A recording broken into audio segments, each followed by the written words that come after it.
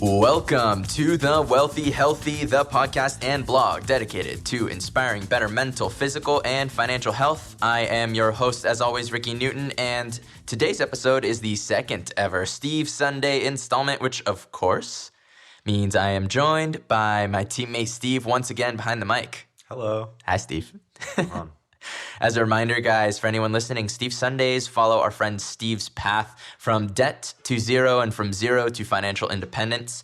His finances make for a great case study in understanding the ups and downs of embarking on this path to financial freedom without an inheritance or a trust fund or a 4-year degree or a 6-figure engineering salary right out the gate as a starting point. That's why we talk to Steve once a quarter to see how things are doing. And plus, I think he likes the accountability, or he hates it. I do like it. Good. And I was just thinking about that. It is a little bit of an accountability thing. Nice. Yeah, awesome. Totally. Let's jump right in, yeah? Cool. Any thoughts or feelings to share before we get into the numbers? How's life in Steveland? Life's pretty good. I just got done working with that guy Ben that I work with. We recorded a couple bands. Still work at the school at Life West. Life's pretty good. I hate talking about myself. Such a weird thing. It is a Such weird thing, actually. Especially like if you're recording it. Yeah. It's a weird thing. Because it's immortalized. Totally. Yeah. Totally. Or writing it, right? Totally. I had to do this recently, actually, which is it's an amazing thing. I had the marketing team at my work nominated me for an industry award. And I was like, what the, like, I had no idea, right? Yeah. And they're like, oh, we'll have you take a look at the application. And I go into the app, they're like, yeah, anything to add? And I thought of a few things to add, but as I was like starting to type them into this Google Doc, I was like, this is the weirdest thing ever. Like writing about myself in third person so that someone else could see it to evaluate me. And like, I'm typing out basically a brag sheet of my accomplishments and why I deserve this award that I had no idea even existed until 5 minutes before I was handed this Google Doc. So that's an amazing thing. I was obviously like flattered that they would even think of me, but I was like, this is bizarre writing about myself. It's a weird thing to talk about yourself. Yeah, it is. But I think it gets easier the more you actually do it. It's just like probably like anything, I guess. Yeah. It's probably good that you don't find it super like. If I'm just, it's really easy to talk. Exactly. Like, if you just love to talk about yourself and nothing else, like, no. Yeah, who wants to hang out with that guy? No, nobody. But I mean, honestly. Welcome to the Wealthy. I know we're supposed to be talking about. Let's go into the numbers, Steve. Cool. Last episode, your income was, we just gave a range. I think we said under 50K. Yeah. Has that changed at all today? It's still under 50K. Yep. Yeah. What are your goals there for this year? Are you just kind of, are you happy with that? Are you trying to, we've talked a little bit about this, but maybe not on the mic. I'm satisfied with it. I do have, I think it might be an ambitious goal of adding somehow $25,000 somehow to that. Yeah. And that's like way more than 50% of it. That's okay. But I do have that kind of goal. Yeah. In mind. That's good. what I got. Yeah. You got to shoot high. Yeah. If you aim for 25K and you get 20 instead, you're not like, I'm so sad. Like at least, if you aim for 5 and you get 5, you're like, you hit your goal, but whatever. You know what I mean? Like 5 is like a cost of living raise almost. You know? And I think that I can accomplish that in a year. Yeah, certainly. I was just talking to a friend of mine. I was hanging out with him the other day. Shout out to Nolan, which I think he'll listen to this. I don't know. Sweet. But he was, I'm not going to share all of his finances, but suffice to say he was making less than you about a year and a half ago. And now he's making a lot. And it came from, he moved, he changed his career up a little bit, and he had some serious success while in that position. And he 4x'd what he was making a year and a half ago. So it's a 50% raise is ambitious, and that's a huge jump, but not impossible, especially today and especially here in the Silicon Valley. Cool. All right. In terms of debt, last time you had $51,504 in student loan debt. What's that number today? Was that right? 51 or 54? 54. 54,000. 54,504? 501, yeah. Okay, my bad. So 54,504. You're like, what the? Well, so I added 3K. So, okay. So 50. No, so the number now is 53,144. Okay, so it came down by About 1.5, Yeah. about yeah. 1.5K. And we recorded that in late November. So almost actually, what day is today? Oh, Almost that's- exactly to the day 4 months ago. Oh, that's not even that bad. You know, I was actually when I said that before, it didn't go down that much. I was like, it's been a year since we did this podcast. What? Yeah. I thought it was just so long that we did this podcast. I was like, $1,000 in a year isn't much, but $1,500 in 4 months is a lot. Yeah, it's more like $5,000 over the course of the year Yeah. that you're on track for. Oh, wow. Which is good. That would knock it out in about the next 10 years if you didn't increase your pace. Average. Yeah. It's not too bad. Not at all. But we're going to increase the pace. Yep. Credit card debt last time. Hopefully I got this number right. $3,592. Yes. Today that number is 2509. nice. So it's about $1,000 less there too. Yeah. Where'd that come from? My tax return. Which we talked about, and I think that's a good like postmortem for today's episode too, to talk a little bit about that. Yeah. There's ways to do it right, and it's actually kind of hard to calculate and figure out what kinds of allowances and stuff you can do and what a tax return actually means. But I think most people don't know. Most of the time when I tell people this, they go, "Oh, that's a great point. I hadn't realized that." Yeah. The reality of what a tax return means. So, cool though. You had a tax return, and you did at that time. For anyone who we didn't do this on the podcast, obviously, but you did come and you were like, "Hey, where should I throw that?" It's a couple grand, right? Yeah, I asked you where I should throw that because it was a couple grand. Yeah. And the credit card debt is already accruing interest at like a 23% Yeah. APR, some aggressive Yeah. caca. So, I would have been, oh my gosh, yeah. yeah. It was good that I did that. No, it's a great dent. I mean, 23% over the course of the year on that is $600, $700. Yeah. So decreasing it by 1,000 takes it down to 500. So you basically, just by doing that, you saved yourself $250 if you didn't pay down more than interest like on the card for the next year, basically. So $250 in money that you can spend now on frivolously elsewhere. Well, I can put it back into the card and You just pay could, it there you off go. What? Wait, no. You pay stuff down and then like you could just buy more, right? Yeah. Yeah. Oh, yeah. That's how it- Yeah. that's how That's my credit friend card- and I say that anything under $500 is free. Oh, fuck yeah. Okay. It's amazing, right? Sweet. When I you can think buy about so it that many way. things with $500. Exactly. Definitely terrible advice. Have any of your expenses changed? Did my rent go down? My rent went down in I January. think your rent went down in January. Yeah, So talk about how that happened, because this is kind of an interesting one. We had a roommate that left, and I had one of the rooms in the house that was like $670. He lived in the loft, and the loft is like $520. So I Took it down by $150 Yeah. a month. Yeah. Which in a year is like, what, $1,500 or so? A little less? Yeah. $1,300, something like I that? think we said it was about 1,300? 5%. $1,300. That's amazing. Yeah, Yeah. 5% of my income. But yeah. So now you could put that toward card. killing the debt. Yep, sure. exactly. And then after, Awesome. Yeah. So I love to hear that. Anything else? Any other expenses change? I love that your expenses went down instead of up. That's a hard thing to do. It's not all down. It's not all down. I mean, What else came up? That's the thing. Does this just level out? all these things happen, but I still use the card every once in a while. Right. Get food or something. Okay. But for the most part, they have gone down. Okay.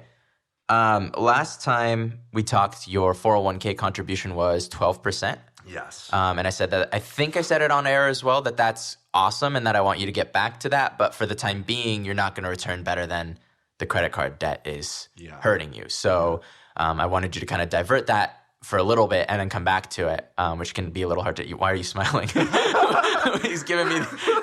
You're giving me this like creepy. Okay, so what? Because I didn't divert it until I got my tax return. And I remember You were like, oh, shit. yeah, dude, like I just forgot. So I just forgot. Yeah. And I didn't divert it until I Okay. got my tax return. So my 401k definitely accrued some more money in there. So that's not the worst thing in the world. Not at all. Not at all. For one thing. And for another, this is why we're recording Now these episodes. I have different. So we'll talk about that. But this is one of the things that I want to just point out is like, this is why we're doing these Steve Sunday episodes, is that sometimes things happen. Like you literally forget. Yep. You have a conversation about it and then you forget. For sure. That's life. That's life. Exactly. That's life, like for everybody sure. does that. Even people who are like incredibly diligent about their finances totally are like, totally forgot to pay this thing on time or to, change my allocation here or there or whatever. So, on that 401k, the total value last time was somewhere in like the high nines, I think. I don't have the exact number here. $9,969. There you go. Okay. And now it's $12,796. nice. Yeah. So $12,796. okay, awesome. Yeah, that's great. Yeah. Cool. That means that I think mathematically speaking, on that 12% of your income, that's not just money that you've added. There's interest in that. Oh yeah. Yeah. So some of that is free money that you get. Yeah. Because you're investing. Yeah. Which is great. I think I can't really. I need to go in there. Okay, no worries. And there was a match. Does your work have a match? I can't remember. Yes. We talked about that last I think time. It was a tiny small match. 3%. Okay. Yeah, but you got to take it. Mm-hmm. Cool. Last time you had $420 in Bitcoin. 420. Blaze it up. Hey. You said it, not me. What do you mean? Right now? So you had $400 in Bitcoin. Mm-hmm. Have you added? I don't know if we said this on the air either. I'm getting it mixed up with all of the actual conversations we have in regular life. But I personally am very afraid of Bitcoin and don't understand it. I'm a complete ignorant. I'll do my research on it soon. You've been encouraging me to do it, and look, guess what I've been forgetting? Forgetting to do my research on Bitcoin. It scares me though. So I was saying maybe it's not going to return as well as your debt either. I would be surprised. But we had a conversation about this recently, and it is doing well. It's very volatile. Yeah. Right That's now. what scares me about Bitcoin. It totally is. I lowered the amount that I was putting in there. I think I was putting in about 12%, so like $100 every paycheck. Okay. I lowered that to 3%, so it ends up being like 35 to $40 every paycheck. Okay. Which I can afford, and that's cool. What's that total now? It's right now it's at $747.89. Okay, so it almost doubled. Yeah, And doubled, you've been but You've been putting in some money along the way. Yeah. Okay. Yeah, every paycheck about $35 goes in there. Okay. Bitcoin is very volatile, and if we just do it partly because you like it. Interested in it, or? I'm interested in it. Yeah. I'm interested in the technology of it. I'm interested in the kind of movement behind it. It's a very ahead of its time sort of thing, like the internet was before the internet was the internet. Okay. And that's why I like it. Okay. And we could talk about it more, why it's volatile and what the deal is right now. I mean, 'cause I remember asking you like, should I take my money out of this? Because I definitely questioned it. Yeah. And my position on that has always been probably, but at the same time, again, I don't know anything about Bitcoin, so I'm not the guy to go to ask for advice on should I not invest in Bitcoin. I don't know anything about it. I don't know its patterns. Like, how long has it even been around? I don't know. That's the thing I like more about the stock market when you invest in indexes, is that you can see that, okay, there's a bull market and then there's a crash.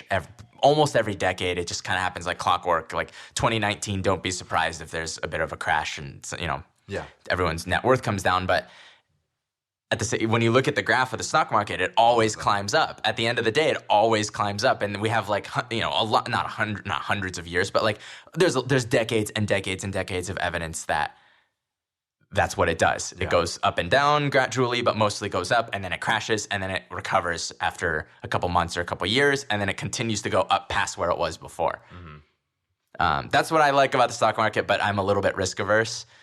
And you're not putting a ton of money into Bitcoin anyway, so it doesn't matter. I would be way more concerned if you were like, Bitcoin is my only investment vehicle. There are people that live off of Bitcoin. Terrifies me. They hopefully they understand it better than I do, because if they don't, that would be. They definitely. I mean, you should do a little bit of research. For sure. Do a little bit of research. No, I honestly should.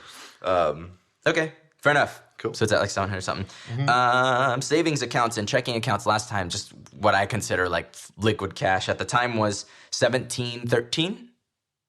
Um, I I guess. That's what I had from last time. Yeah, I guess you added up everything together from all the Yeah. Okay. That which is how Yeah. because they all come like you can draw from them at any time for no Yeah. cost. I see them all as the same. Okay. I don't really care if you're in a savings account or checking account. They're all easily accessible, and none of them is return. Like the savings account will return slightly better than nothing interest, but it's still nothing. Even a high interest savings account does not beat inflation, so we're not thinking of it as an investment vehicle. It's more than an emergency fund. At the time, you had 1713 total. If you're looking at it now. Right now, it's about. I think it's around like 1,400 total. Okay, so not too different. I still want And you to that get that to increase Yeah. because last time one of the reasons that you have credit card debt now is because you got into an accident, which like things happen, and then you needed to charge a bunch of stuff for your card and travel expenses and things of that nature, and then had you had the emergency fund to be able to go into, I wouldn't need to do we that. wouldn't have needed to do that. Yeah, that's so obviously hindsight's 2020, but that's the thing that I want to prevent in the future. That's what I like about having the emergency fund is if something crazy happens and my buddy just got laid off. Actually, we can talk about this afterwards because you know this guy. He just got laid off this week, and these things happen. And if your expenses, like your rent, if your monthly expenses are $1,000 a month or $2,000 a month or something, and you have $14,000, you could live up to a year on unemployment plus what you have and maybe a severance or whatever. Like that, there's a great comfort in that. You shouldn't live a year on it, but having that cash, I think, is Definitely help. definitely a goal. But it's gonna take a little bit of time.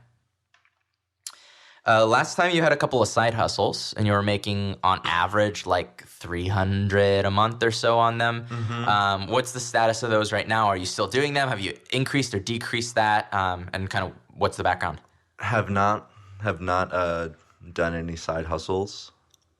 They have decreased. Just supply and demand situation? Yeah, supply and demand situation. Okay. Are you seeking another side hustle opportunity or not actively? I have some in the works, but Okay. I mean, $50 here, doing a little bit of design stuff. Nothing like large numbers like that. Yeah. Like those were. Okay. I'm definitely thinking about reaching out to, I guess, my contacts. Yeah. And checking that out. Okay. I think last time we talked, we didn't even really talk about this on the salary, but you did get your like annual cost of living raise, right? You got a couple percent? Yeah, I think. Okay. I think I got like 3%. So a couple grand. Yeah. Okay. Yeah. Yeah. So, I mean, so the side hustles go away, but your regular salary increases a little bit. So Yes. we're probably in about the same spot. Your expenses went down a little bit. Your debt all went down by a little bit and your investments went up. So I would say overall you're in a much healthier position than you were last episode, right? Cool. Right? I mean, wouldn't you agree? I guess so. Your yeah. negative net worth it's better than it was before. Yes. So we're getting closer to zero. We're not getting further to zero. We are from getting zero. closer to zero. That Yeah, was no, that totally. was. I mean, your school debt went down $1,500. Your credit card debt went down $1,000. Your Bitcoin went up $300. Your salary went up a few thousand. Your expenses went down $100.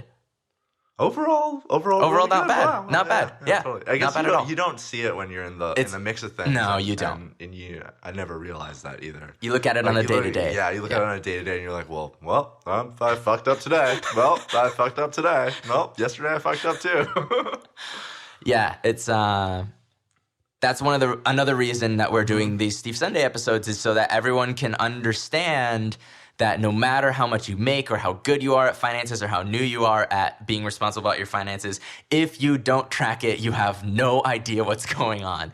I talk about this in I want to say it was maybe the lifestyle creep episode 6 or something like that, earlier in the podcast, and I mentioned that I had a month where I thought I was spending $300 to $400 on food, and I was spending there was a month where I spent like $800 on food and drink, and I had no idea until I had actually looked at it and cut it way back. And I still got it cut back actually, but Yeah. I had to look at it. If I hadn't done that, I would still be spending $600 or $800 a month on food and drink and not have any idea that that's actually what's going on. Because you look at it on the day to day and you're like, my net worth hasn't really moved, so I guess I'm not overspending. Yeah. But like you want it to get better. Yeah. We said this in the beginning, but like this podcast is kind of like a little bit of an accountability thing. Yeah. Like I had to like write down all my numbers. I'm like, oh, okay, blah, blah, blah, blah. Yeah. It's it helps. Yeah. Helps for sure. And you Awesome. see it on like a 4-month perspective. okay, I did this in 4 months. Like, let's see what it's going to be like in a year. Yeah, 2 I mean, years. that's a third of a year, Yeah. and you've just started looking at it. This sort of thing is going to snowball too. Mm-hmm. You know, you'd started investing in your 401k like a year ago, and you started doing this accountability and really tracking it 4 months ago. So it's only going to continue. The next 4 months, I bet, will be on a more aggressive slope than these 4 months even were. Yeah. And these 4 months were already good. Yeah. Yeah. That's cool. And hopefully, and I can't wait till we have this Steve Sunday episode and you got that raise or that new job or the new responsibility or whatever it is, whether that's where you're at now or whether that's in a new opportunity later this year or next year or whatever. But getting a pay increase definitely wouldn't hurt. It would speed that up even. I just want that $70,000 a year. The happiness number thing. Level, where I don't fucking have to care. You know what's funny is that I was talking to a friend about this recently, and you can experience it like at about that level. Your expenses really are paid for, and you have a little extra. Yeah. If you're being responsible, you could still totally, I mean, super easily, you could make 70 or 80 or 90,000 or whatever, and fuck it. Yeah, and totally just still be in debt all the time For and sure. be stressed about money. But if you're decent with your money and you keep your expenses reasonable, you should have a couple $100 left over at the end of the month to just spend on having fun, or you save it up. And if you, my buddy also, he just booked a trip for him and his girlfriend to Hawaii for 5 nights, flights, everything except for food and excursions, basically for like $2,000. That if you have a couple $100 extra every month, that once a year. yeah, exactly. You could do that once a year. Yeah. Yeah, exactly. And that's the great thing to increase your happiness, or you just spend it on small things here and there, which I tend to do. I don't have a lot of time to like take trips and things like that. Neither does my girlfriend, who's super busy with school and everything. Yeah. So I don't tend to save up for like lavish vacations or anything. I'm more likely to just spend $200 on For something pretty. yeah, something fun, like a new pair of use, shoes, or yeah, exactly, something that'll last a long time. Especially, Mm-hmm. I like to buy something that's decent quality around that price point. I like a drum kit. Steve is trying to pressure me to replace the drum kit that we have in here, even though there's nothing wrong with Dude, it. I'll go halvesies with you. I guess we're talking about this right now. I was gonna say I'll we're not go. negotiating this on the podcast. Okay, we're negotiating on this. Okay, I think we're making good time. So let's do this. I'll go halvesies with you on a decent drum kit. $600. Steve, each. this is That's totally- $1,200. This is not at all in the spirit of Steve Sunday. All this progress that you've made, and I'm gonna sit here and entertain this. All right, we don't have to entertain it. We'll think of something. Let's like do a pool together. We'll figure something out. Let's see. Let's talk. Okay. Never talk about it. No, we're never talking about Never it mention again. it. No. The next time it'll come up is on the next Steve Sunday episode. Dude, whatever for spring. happened? Whatever happened to that thing? I was considering getting a new cymbal. Yeah. Let's upgrade that. I mean, you just spend like $1,200 Here more, you could get a drum kit. Yeah, that's a lot more. A $200, $300 investment is what I said I like to spend on a quality piece of equipment once every month or so. Right. $1,200 is like an entire quarter's worth of spending for me. Yeah. Yeah. Yeah. What are your next action items and priorities with your finances? Well, I've raised my allowances aggressively. Yeah. Oh, aggressively. Yeah, I raised it up to like 3. Okay. To get more money so I can pay down the card. Yep. I lowered my 401k contributions to Yep. 0%, so I can Couple aggressively extra pay. $100, Yeah. okay. I got a couple extra, like an extra $350. Yeah. In my paycheck. And are you putting that towards the credit card? Nah, dude. I'd spend on guitar parts. No, I did. I put it all towards the credit card. I'm just sitting here because I don't actually, like, that could really happen. He's sending me Snapchats from Guitar Center the other day, trying to, like, do a Steve Universe thing, manipulating me. Like, look at this $300 drum set. Ooh, look at this shiny, look at all this shiny Oh, stuff. wow, look at that. I didn't even see that. Did you put that up there? No, I think Connor did. That's horrifying. Yeah. We'll There's, for we should anyone, take a picture of for that. people listening, I love that I say for anyone listening, as opposed to the alternative of like being in this room right now. We have no, you know what I mean? So for anyone listening, above us right now in the Fox Den, with the studio where we record all of our podcasts, there's a hole in the ceiling and there's a little cardboard leprechaun Just pointing out. poking just out. a little bit of its head out. It's got like a kind of Elmer Fudd look. Yeah. That is really scary. Did we even talk about your next action items? We got so sidetracked. Priorities. So, okay, so you changed. Yeah, so you have a couple $100 extra. You're putting it toward the credit card. So I think in a sense that increases. You're basically just doing minimum payments on the credit card, right? Or a little bit more than minimum. No, way more than minimum. Oh, okay. Yeah. I think my minimum. But you've increased that by a couple $100. Yeah. So that credit card debt, as opposed to taking 18 months or however long it was going to take, is going to take 6 or something instead. Yeah, and I've always tried to pay at least more than the minimum. Okay. Yeah, for sure. Okay, cool. Keep it up. As soon as that credit card debt is gone, I think go back to start increasing that 401k a little bit. Okay.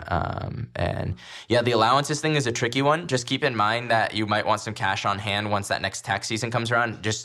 Or recalculate all the time what you're paying on taxes. Like look at your pay stubs and see what you're paying, because there is a possibility that you'll owe taxes at the end of the year.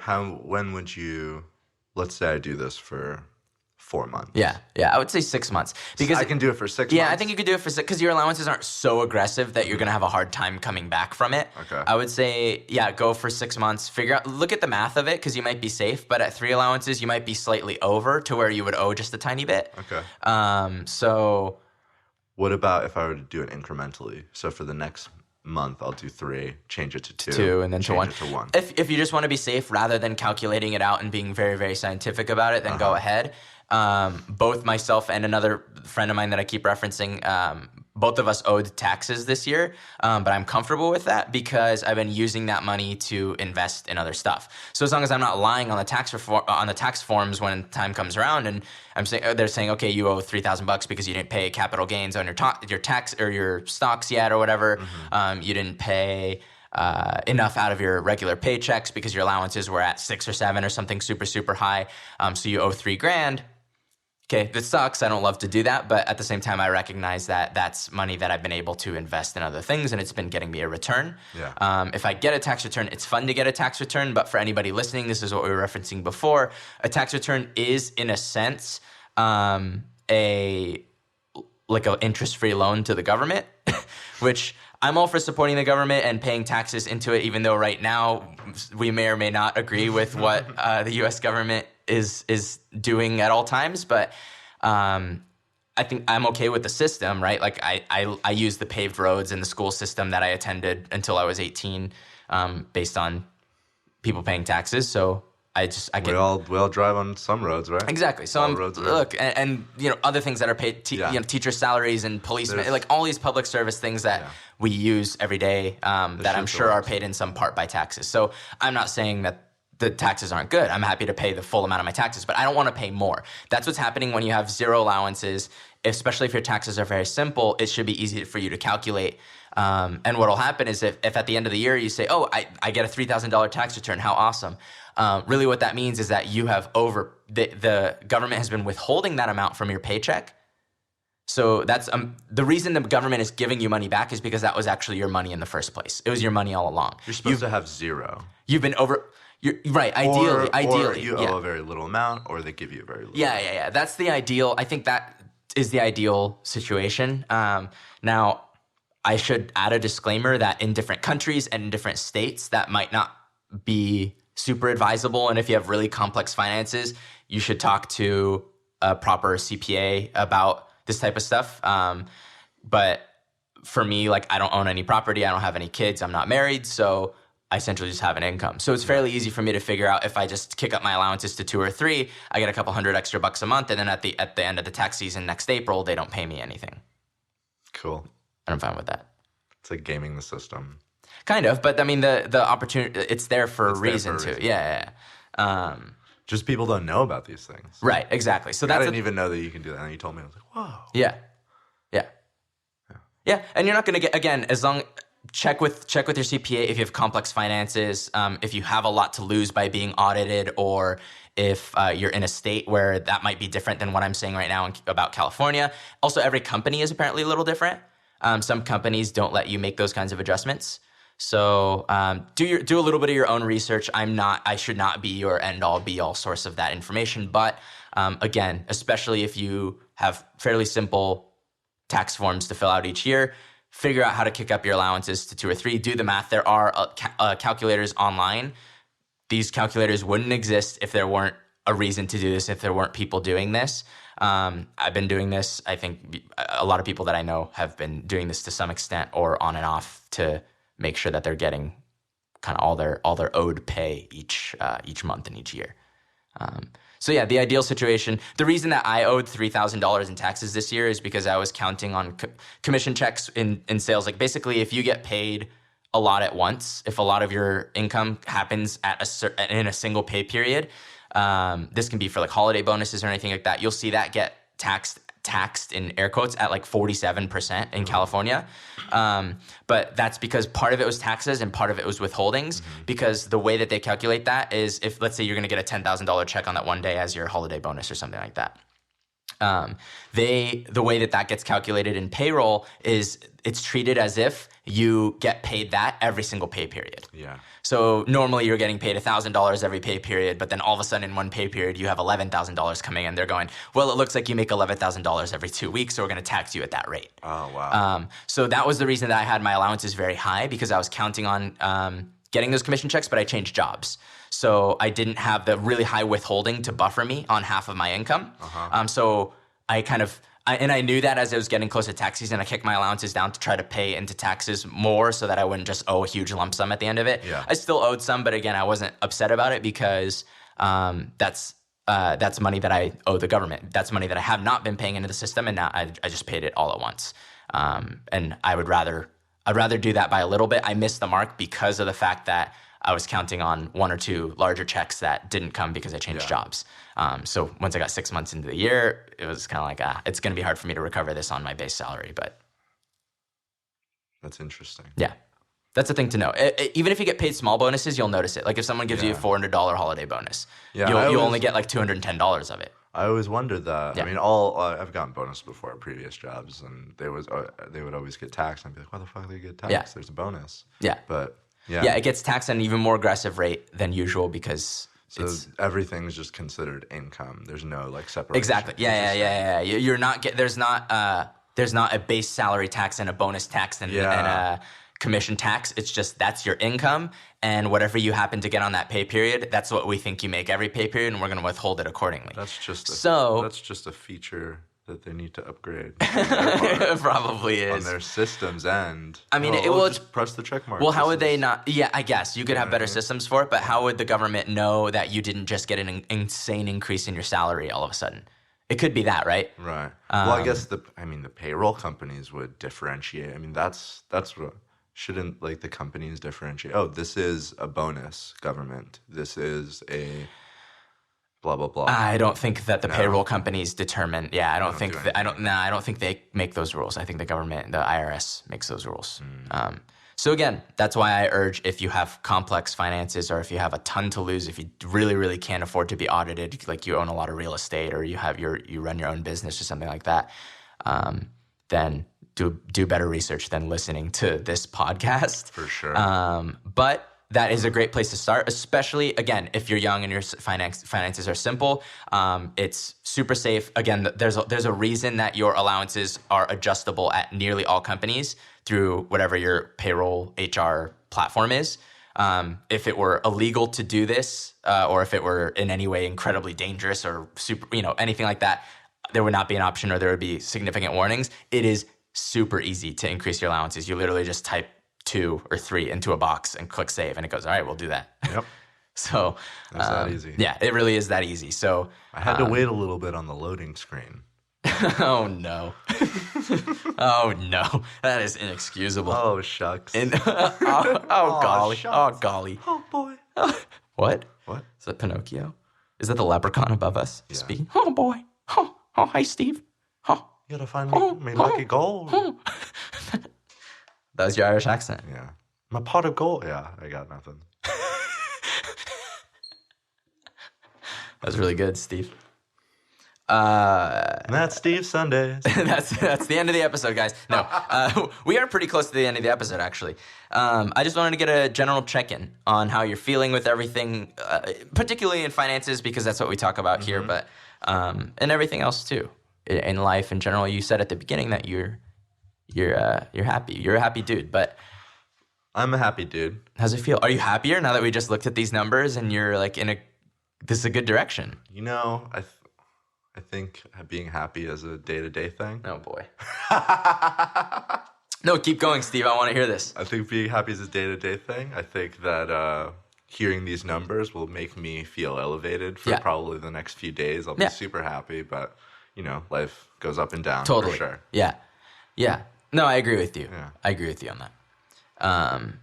It's Money is definitely certainly not awesome news, man. Exactly, for sure. exactly. Definitely, and I appreciate hearing it. And totally. Cool. What are areas to improve from where you're standing now?